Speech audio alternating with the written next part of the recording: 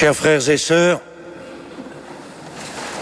si vous faisiez le test, l'essai d'interroger les personnes que vous croisez dans la rue en leur demandant de vous citer le nom d'un saint, peut-être que certains seraient très embarrassés et d'autres vous citeraient peut-être Sainte Rita ou Saint Antoine parce qu'ils font l'objet d'une dévotion populaire, connue de tous.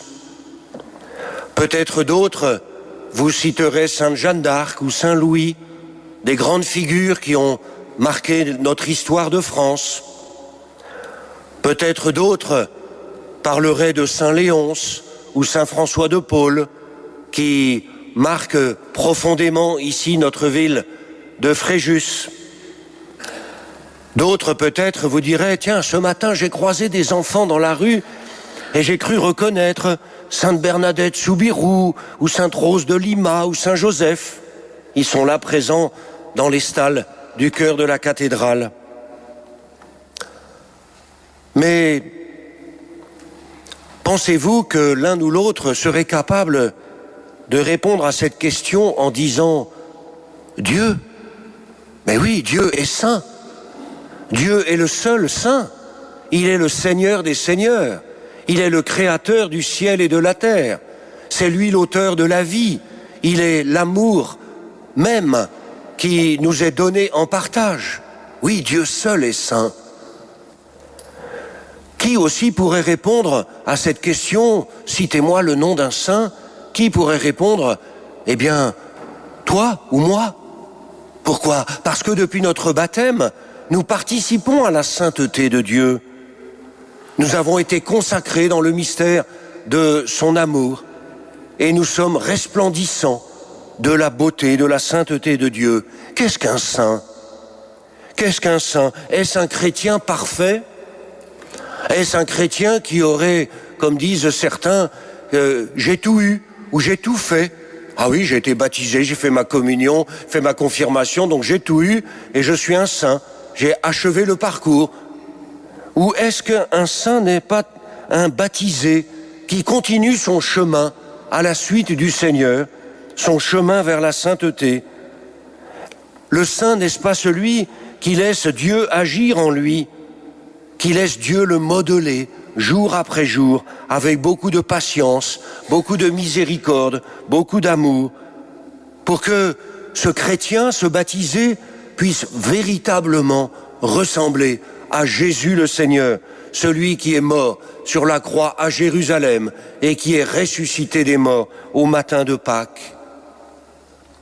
Le chrétien, le saint, celui qui continue sa progression vers la sainteté, ressemble à un arbre.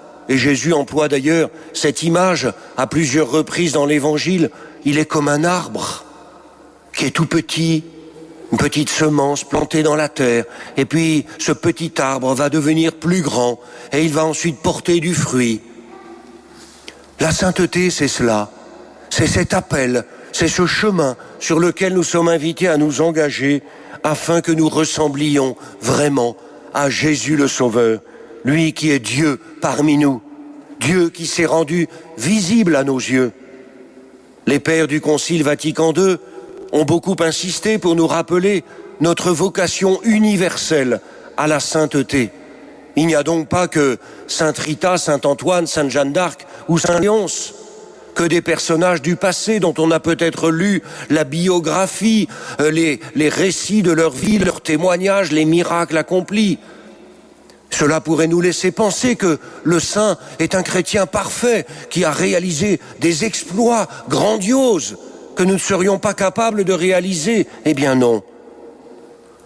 Les pères de l'Église, les pères du Concile Vatican II nous le rappellent, tous, nous sommes appelés à devenir des saints. Nous le sommes déjà, en quelque sorte, par notre baptême. Je vais y revenir. Mais nous sommes tous appelés, nous sommes tous concernés par cet appel que le Seigneur nous adresse, afin de manifester sa présence, sa grâce, et de donner sa lumière et son amour en abondance dans le monde d'aujourd'hui. Ne nous défaussons pas en disant « Non, moi je ne suis pas digne ». Et il y a bien tous les saints du paradis.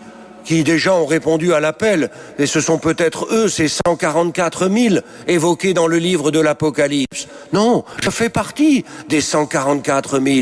Toi, moi, chacun d'entre nous, consacrés par le baptême, nous faisons partie de ce peuple immense qui est appelé à contempler la face de Dieu, parce que nous le cherchons de toute notre intelligence, de tout notre cœur, de toute notre âme, et que nous voulons ressembler à Jésus pour manifester cette tendresse, cet amour, cette charité, cette miséricorde, cette bienveillance, qui sont ceux de notre Dieu, le Père, créateur du ciel et de la terre, et qui nous ont été manifestés en Jésus, Jésus de Nazareth, et qui continuent de grandir en nos cœurs par le don de l'Esprit Saint. Recevons. Arrêtons-nous donc un instant sur cette grâce reçue au jour de notre baptême et qui a fait de nous des saints. Déjà, oui, nous sommes devenus des saints au jour de notre baptême. Et d'ailleurs, on nous a revêtus de l'habit blanc, qui n'est pas juste un habit pour faire joli dans le décor. Non, cet habit blanc, il signifie que nous avons été dépouillés du vieil homme, comme le dit saint Paul. Nous avons été dépouillés du vieil homme et nous avons revêtu l'homme nouveau, créé à l'image et à la ressemblance du Seigneur Jésus-Christ, vainqueur de la mort. C'est ce que signifie notre vêtement blanc que nous portons pour célébrer la liturgie et que nous pourrions tous porter tous les dimanches pour nous rassembler lors de l'Eucharistie, afin de manifester cette ressemblance, cette grâce inouïe que nous avons reçue au jour de notre baptême. Oui, nous avons été ensevelis dans la mort avec Jésus, déjà, oui. Et nous sommes déjà renés avec lui pour une vie nouvelle. Nous avons été régénérés par la toute-puissance de Dieu, qui est vainqueur du mal, vainqueur du péché, vainqueur de la mort. Nous participons déjà à cela par le sacrement du baptême. Oui, nous sommes passés des ténèbres à la lumière. Et cela a été signifié lorsque nos parrains, marraines, ou chacun d'entre nous, si nous étions debout sur nos deux jambes, nous avons reçu la lumière du Christ à la main. C'est pas simplement une petite bougie comme cela pour nous éclairer. Non, c'est la lumière du Christ ressuscité. C'est Dieu vainqueur de la mort. Et nous sommes appelés chacun à devenir une lumière dans le monde, à l'image même de Jésus. Parce que la lumière, on ne la met pas sous le boisseau ou sous le lit, on la met sur le lampadaire pour qu'elle éclaire et qu'elle brille aux yeux des hommes.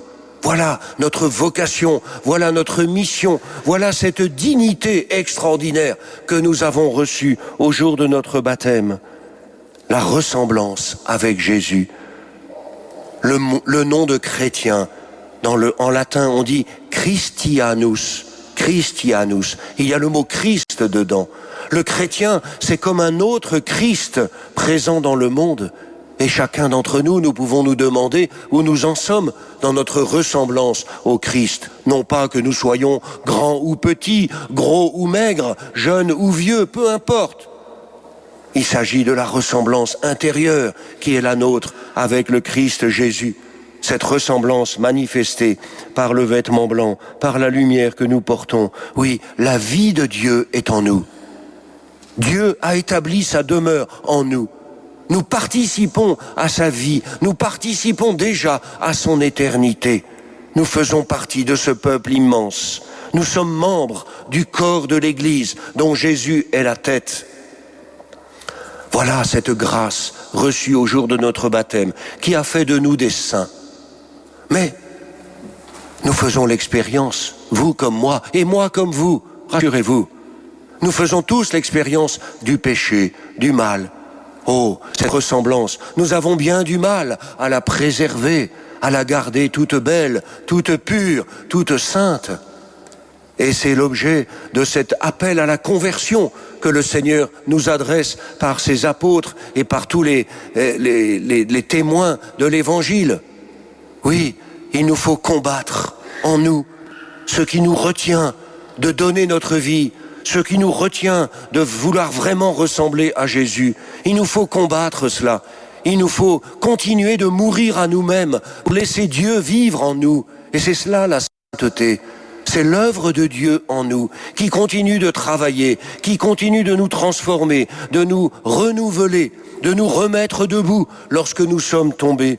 La vie chrétienne, cette recherche de la sainteté, ce n'est donc pas un achèvement, la sainteté, comme si nous avions gagné la médaille d'or de l'Évangile. Non, la sainteté, c'est de vouloir continuer ce chemin, en combattant tout notre orgueil, notre prétention, notre vaine gloire, afin de laisser Dieu vivre en nous, de laisser Dieu parler en nous, de laisser Dieu agir, servir en nous, pardonner à travers nous. Et alors nous serons des saints, parce que nous serons à la ressemblance de Dieu. Nous serons les vecteurs, les moyens par lesquels Dieu va se rendre présent et par lesquels il va agir. Notre conversion, ce changement de notre cœur, ce retournement profond de tout notre être, pas simplement lorsque nous nous détournons de l'Ouest, comme nos églises chrétiennes ont été bâties, nous détourner de l'Ouest, le côté où le soleil se couche, le côté des ténèbres, pour nous tourner vers l'Est, le côté de la lumière et du soleil levant. Oui, il nous faut, au plus profond de nous-mêmes, vivre ce retournement en nous détournant du mal, en nous détournant de nous-mêmes, nous détournant de nos péchés, pour nous tourner vers le Christ Jésus, vainqueur de la mort. Notre témoignage de chrétien sera important dans la simplicité de la vie de tous les jours, pas, encore une fois, en faisant forcément de grands exploits, mais en accomplissant les plus petites choses de la vie quotidienne avec le plus grand amour. Voilà le chemin de la sainteté. Sinon, on peut faire des très grandes choses, mais avec tellement peu d'amour et la recherche de sa gloire personnelle que cela en perd toute sa valeur. Non, les plus petites choses avec beaucoup d'amour, comme nous l'enseignent les saints, en particulier saint François de Sales. Alors dans nos églises, peut-être pas vraiment le cas ici, mais je pense par exemple aux cathédrales en Bourgogne ou en Champagne, des régions que j'ai bien connues et parcourues, où les vitraux, les grandes baies vitrées nous représentent des saints et des saints en quantité incroyable. Et la lumière du ciel, la lumière du soleil entre dans nos cathédrales à travers l'image des saints. C'est dire combien, à travers nous, eh bien, Dieu va se révéler au monde. Combien nous devons simplement laisser passer la lumière de Dieu à travers nous, comme un vitrail, pour qu'il se manifeste, qu'il se rende présent et qu'il se fasse connaître. Je pense aussi à ces enfants qui se sont habillés comme les saints dont ils nous diront un petit mot tout à l'heure à la fin de la messe. Ah, il ne suffit pas de s'habiller comme un saint pour l'être, hein. Nous le savons bien. Alors, ce déguisement, en quelque sorte, cet habit, aujourd'hui, il doit indiquer la démarche qui est la nôtre, pas simplement celle des enfants, car ce n'est pas un jeu, mais celle qui est aussi la démarche des adultes. Non seulement de revêtir un tel habit, un tel costume, mais de vouloir ressembler au plus profond de nous-mêmes à ceux qui nous ont précédés et qui nous ouvrent la route pour suivre Jésus et lui ressembler. Je termine en évoquant un nouveau saint que l'Église donne à notre diocèse de Fréjus-Toulon dans quelques jours.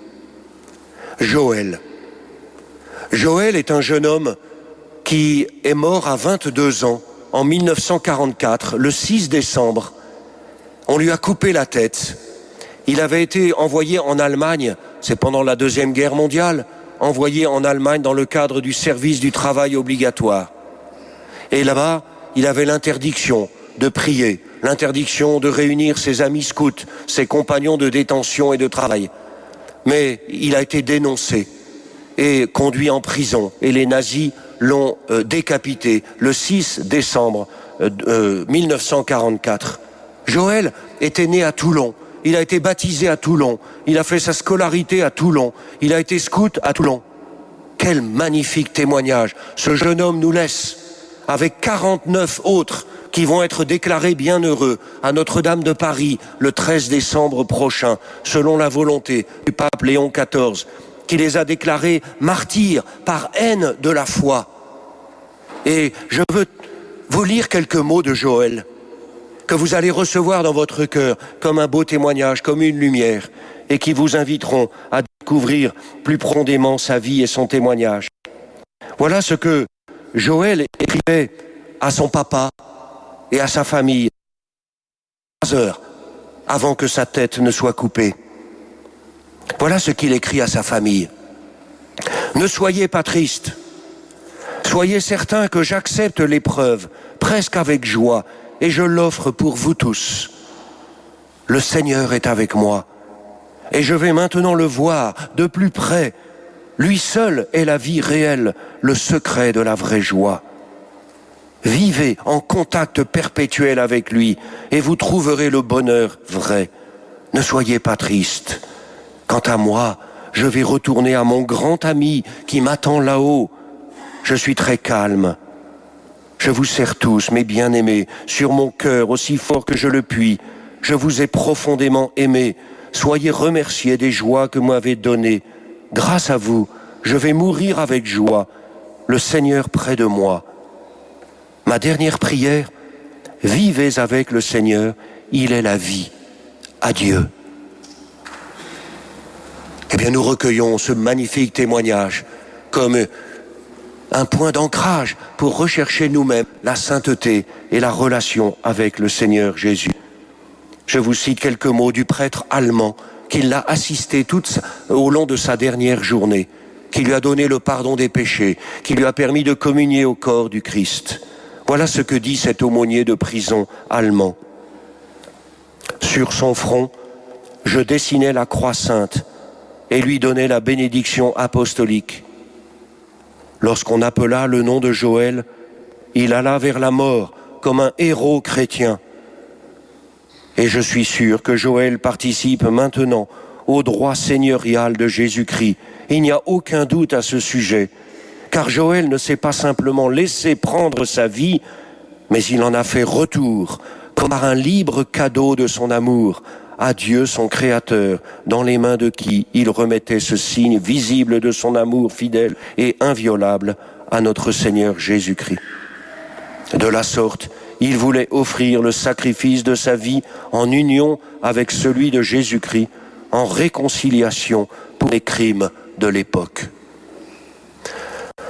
En présentant le pain et le vin à l'autel maintenant, nous pourrons présenter notre action de grâce pour ce beau témoignage de Joël. Nous pourrons demander au Seigneur de nous éclairer pour devenir chacun et chacune des qui cherchent à ressembler à Jésus et qui soient dans le monde des témoins joyeux, courageux de sa présence et de son amour. Amen.